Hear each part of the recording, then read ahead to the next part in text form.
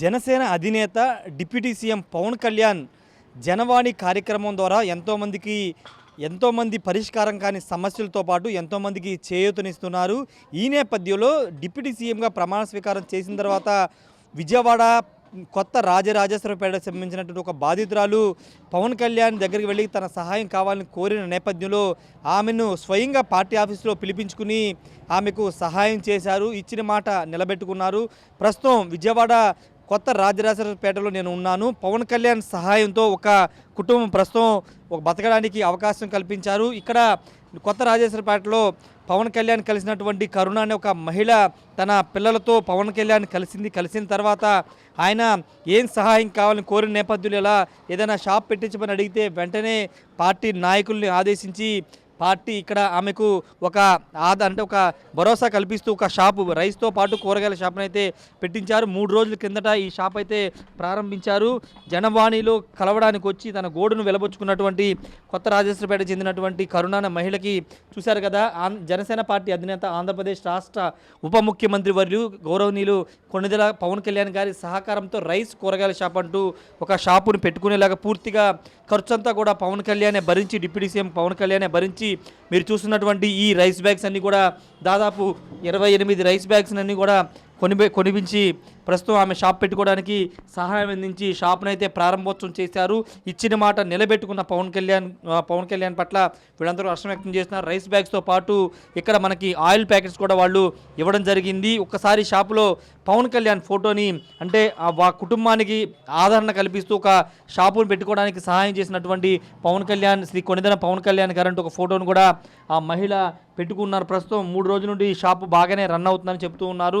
అసలు ఏం జరిగింది, మొత్తం ఆ రోజు పవన్ కళ్యాణ్ కలిసిన ద్వారా అంటే చాలామంది రోజు వస్తుంటారు, కానీ ప్రత్యేకంగా ఈమె లోపలికి వెళ్ళి పవన్ కళ్యాణ్ దాదాపు 20 నిమిషాల పాటు మాట్లాడి తర్వాత సమస్యను చెప్పుకోవడంతో పవన్ కళ్యాణ్ స్వయంగా ఆయన డబ్బులతోనే ఈ షాపును పెట్టుకునేలాగా చర్యలు తీసుకున్న ప్రస్తుతం కరుణ ఉన్నారు షాపు. అమ్మ, ఎట్లా అంటే పవన్ కళ్యాణ్ గారు మీరు ఎప్పుడు కలిశారు, ఏమని మీరు చెప్పారు సమస్య? నేను ప్రభుత్వం వచ్చిన నెలలోనే సార్ని కలిశాను. జనవరి కార్యక్రమం జరుగుతుందని చెప్పి ఒక అన్నయ్య చెప్తే జనవరిలో వెళ్తే అన్నయ్య తీసుకుని మళ్ళీ పక్కకేసేస్తారు కదా అన్నయ్య, మరి వెళ్తే మరి పోయిన ప్రభుత్వంలో కూడా మీరు నేను అలాగే పెట్టాను కదా, మరి అవి అలాగే చేస్తారేమో అన్నయ్య అంటే, లేదమ్మా ఒకసారి నీ ప్రయత్నం నువ్వు చెయ్యమ్మా అని అంటే నేను ఎమ్మటనే నేను జనవరికి వెళ్ళాను. జనవరిలో నా అర్జీ అనేది పెట్టాను. నా అర్జీ పెట్టగానే మీరు అందరూ పెట్టిన అర్జీలన్నీ లోపలికి వెళ్ళిపోయినాయి. మీరు నాది లాస్ట్ అర్జీ. లోపలికి వెళ్ళగానే మీరు అందరూ పెట్టేసి వెళ్ళిపోతుంటే నా అర్జీ తీసుకెళ్ళి ఒక అన్నయ్య, మీరు నాకు కిడ్నీ ఇన్ఫెక్షన్ అంటున్నావు కదమ్మా, మీరు నువ్వు ఎలా ఏంటి అని చెప్పేసి సమస్య ఉందా మీకు? కిడ్నీ ఇన్ఫెక్షన్ ఉందండి, కిడ్నీ ఇన్ఫెక్షన్ ఉంది, కడుపులో గడ్డ కూడా ఉందని చెప్పి ఎంఆర్ఐ స్కానింగ్లో తేలింది. వెళ్ళంగానే మీరు అన్నయ్యకి నేను చెప్పుకున్నాను నా బాధ అంతా. చెప్పుకోగానే లోపలికి తీసుకెళ్తానమ్మా, నువ్వు వెయిట్ చేయన్నాడు. మీరు లోపల సార్కి ఇన్ఫామ్ చేయగానే సార్ని మళ్ళీ లోపలికి పిలిపించారు.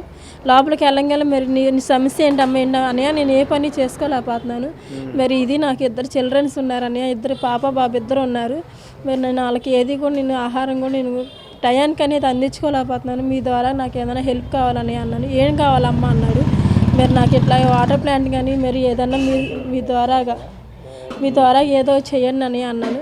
ఏం చేయగలుగుతా చెప్పమ్మా అని చెప్పి అమ్మటిని సార్ పిఎన్ కాకేసి మరి వాళ్ళతో సందేశం తెలిపారు, ఈ అమ్మాయికి ఏదో చెయ్యండి అని. అనగానే మరి ఏం చేయగలుగుతావు అమ్మ అని చెప్పి నన్ను అడిగారు. అడగగానే ఎమ్మటి నేను అన్నాను, వాటర్ ప్లాంట్ అయితే రన్నింగ్ చేసుకున్నాను సార్, వాటర్ ప్లాంట్ ఐడియా ఉంది సార్ నాకు, వాటర్ స్టాల్లో చేశాను నేనని. మరి అనగానే ఆడపిల్లవి వాటర్ ప్లాంట్ నువ్వు చేసుకోలేవమ్మా, దానికి బోర్ వేయాలి, దానికి చాలా ఇదిగా చేయాలి అని అనగానే నేను ఎమ్మటనే మీరు పోనీ ఇది కాకపోయినా ఏదైనా సరే చెయ్యండి అన్నయ్య మీ ద్వారా అన్నాను.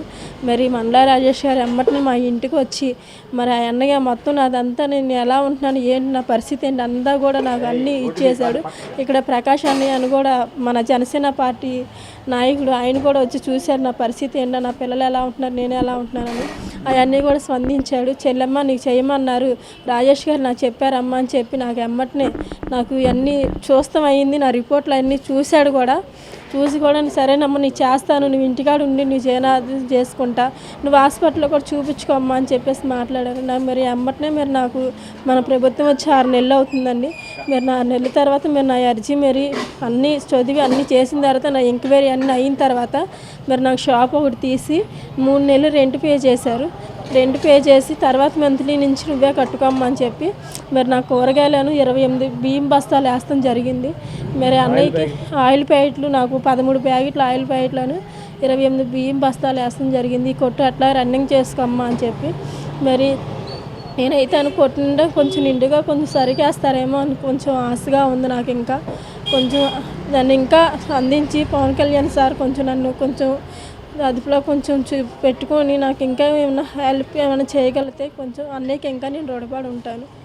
అది నేను ఇంతవరకు ఎలాగమ్మా అంటే చాలామంది నాయకులు మీకు హామీలు ఇస్తూ ఉంటారు. హామీలు ఇచ్చి ఎవరు తర్వాత ఎన్నికలు అయిపోయిన తర్వాత ఎవరు పట్టించుకోరు. కానీ పవన్ కళ్యాణ్ గారు మిమ్మల్ని కలిసిన తర్వాత మీ బాధలు విని స్వయంగా ఆయన మీకు సహాయం చేయడం ఏమనిపిస్తుంది? చాలా సంతోషంగా ఉందండి. ఎవరు కూడా అసలు కనీసం ఎమ్మెల్యే అంత వాళ్ళని కలుస్తాను కూడా చాలా కష్టం. ఒక మహిళ అనేది ఒక ఎవరైనా సరే కింద స్థాయి వాళ్ళని పై స్థాయి వాళ్ళని కలిసి చాలా కష్టం. కానీ అన్నయ్య అలా కాదు.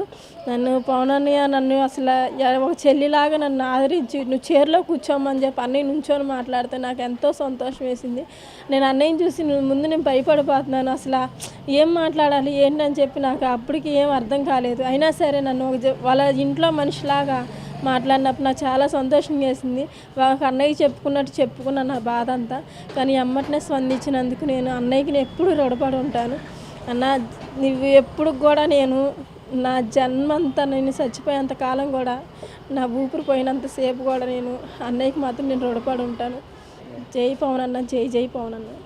ఇది మహిళ చెప్తుంది. ఈమె కొంత కిడ్నీ వ్యాధితో కూడా బాధపడుతుంది. ఒంట్లో పొట్టలో కూడా కడుపులో కొంత గడ్డలు కూడా ఉన్నాయి, అనారోగ్య సమస్యలు ఉన్నాయి. ఈ నేపథ్యంలో పవన్ కళ్యాణ్ కలిసిన వెంటనే స్వయంగా ఆయన లోపలికి పిలిపించి మాట్లాడి దాదాపు 20 నిమిషాలు మాట్లాడి ఆమె సమస్యను విని ఆమెకి ఏం చేస్తే బాగుంటుందంటే ఒక ఉపాధి కల్పించడం ద్వారా ఆమెకి ఏం చేస్తే బాగుంటుందని ఆలోచన చేసి తన పిఏతో కూడా మాట్లాడి వెనక ఉన్నటువంటి షాప్ని అయితే ప్రారంభోత్సవం చేశారు. 3 రోజుల కిందనే ప్రారంభోత్సవం చేశారు.